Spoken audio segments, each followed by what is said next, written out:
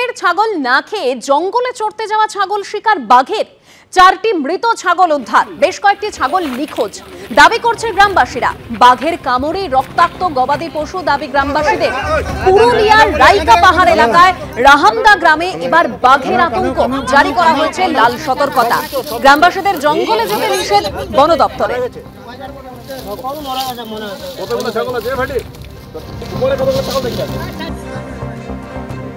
এখন এই জিনিসটা আমার কাছেও একটুখানি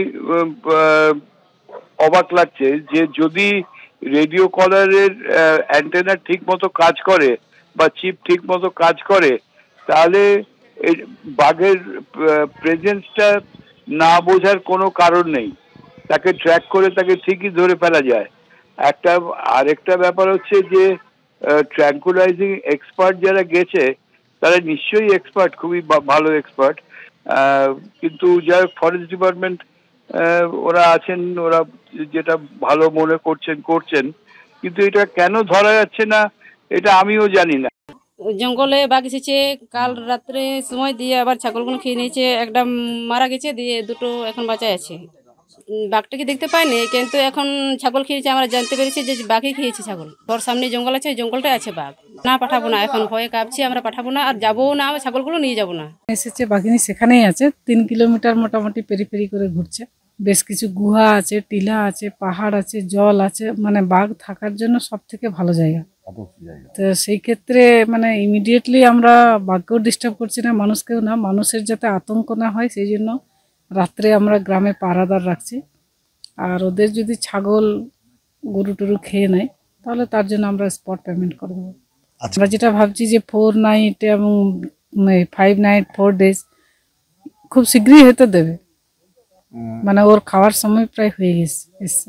বিধায়ক অসিত মজুমদারের উপস্থিতিতেই চুঁচুড়া পুরসভায় তুলকালাম। বিধায়ক পুরসভা ছাড়তেই তুমুল বাঘ বিতণ্ডায় জড়ালেন পুরপ্রধান ও পুর পরিষদ। হ্যাঁ, নতুন কি হলো? এটা মানবো না কেন? সবাই আমরা নতুন, সবাই আপনাকে যেমন ঠিক করেছে, আমাদের ঠিক করেছে। না করেছে, আবার কি করেছে মানে ইনসার্ট করা আসতে বলবেন না, ইনসার্ট করা আসতে বলবেন না কেন? আমার বলছো কেন তুমি? তাহলে আপনি বলছেন কেন? তুমি এমন করে কথা বলছেন না। আপনি কি তুমি আমায় বলেছে, আমায় বলেছে, আমাকে বলেছে, তোমায় আমি আমাকে বলেছে, ভাইকে আমাকে বলছো, আমাকে বলেছে। হ্যাঁ, ওসব দেখতে হবে। আমি ভয় পাই না। তুমি তোমার নিজের দায়িত্ব, আপনি নিজের কাজ করো, তুমি নিজের দায়িত্ব পালন করো। আর্থিক সংকটে ভুগছে চুঁচুড়া পুরসভা। 2 মাসের বেতন বকেয়া অস্থায়ী কর্মীদের। পুরসভাকে 3 কোটি টাকার ঋণ মঞ্জুর করে ওয়ার্ক কালচারে জোর দিতে বললেন অসিত মজুমদার। স্বশাসিত পুরসভার অভ্যন্তরীণ বিষয় নিয়ে কথা বলতে পারেন না বিধায়ক। পুরপ্রধানের বক্তব্যের পরেই গোলমাল বেঁধে যায়। পুরপ্রধানের সঙ্গে বাক বিতণ্ডায় জড়ালেন পুরসভার স্বাস্থ্য পরিষদ।